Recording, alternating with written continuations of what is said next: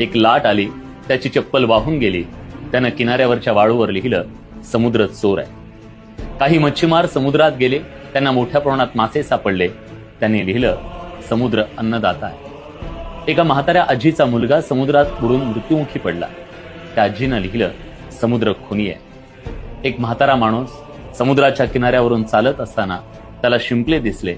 शिंपल्यात मोती होते. मोत्यांनी त्याचं आयुष्य बदललं. त्यानं लिहिलं, समुद्र दानशूर आहे. तेवढ्यात एक मोठी लाट आली, सगळं काही मिटून गेली. याचा अर्थ काय? याचा अर्थ आहे, कोण काय म्हणतं याच्याशी समुद्राला काही देणं घेणं नसतं. तुम्हालाही आयुष्यात समुद्र बनायचं असेल तर तुमचं काम करत राहा. लोक काय म्हणतात याकडे कधीच लक्ष देऊ नका. लोकांचं काय, जोवर स्वार्थ आहे तोवर ते आपलं म्हणतात. स्वार्थ साध्य झाला की बदनामी करतात.